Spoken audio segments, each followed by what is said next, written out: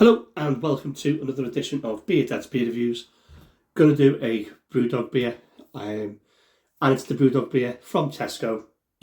It's their latest hipster juice, and it's Pinball double dry hopped, double IPA at 8%. I had no intentions of doing this review. I'm drinking this beer only because the stuff that BrewDog have been putting into supermarkets of late have been mediocre at best, very hit and miss. I think the last thing they put in it that was really of any notes for me was, I think it was Almost Famous, and that was a while ago. Everything else has been sort of okay. Nothing's actually stood out, so I wasn't going to do it. But I've seen a few of the reviews of this by various people, and they've been good beer, bad beer, mediocre, blah blah blah blah. So I thought I'll throw my hat in the ring, give you my £2 worth, and we'll see what this is all about. So there's no real guff on the back. It says let's play silver ball. Terrible. And best before is the 13th of March 2026. Stands on the shelf, I've got to say. Easy to find. I mean, Tesco for me. Tesco's I go to. BrewDog got their own section. It's got their own set of shelves and all the other craft beers next to it. So this was really easy to find. Let's pop the top and see what we've got.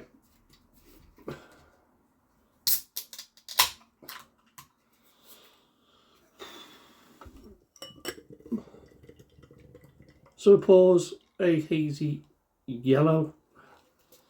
We've got ourselves half a finger desert packed white head. I say it's a hazy yellow, dirty orange colour. Let's see what the old torch does. Yeah, some light does get through. It does illuminate quite nicely. So it's not completely opaque, but it looks okay. Let's get the aroma. Another BrewDog hipster juice. Here we go. Give it a good swirl.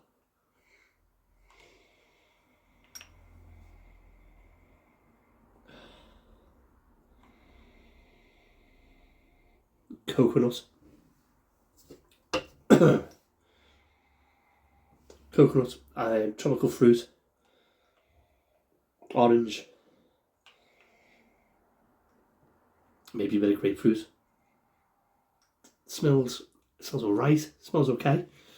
Let's go to the blending combination. Cheers everybody.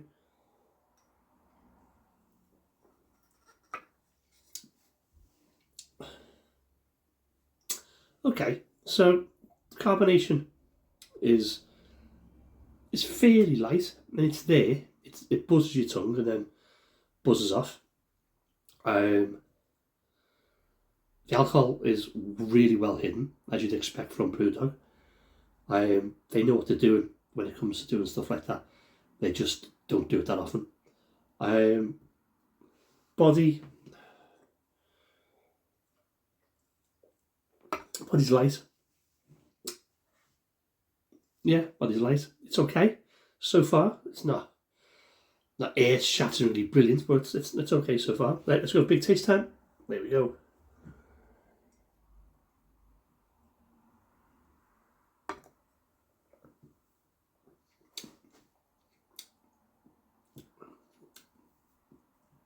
It's all right.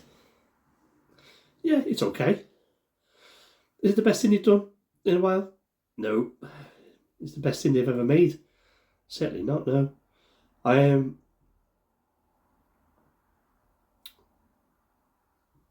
You get that woody coconutty feel to it. That is definitely there. There is a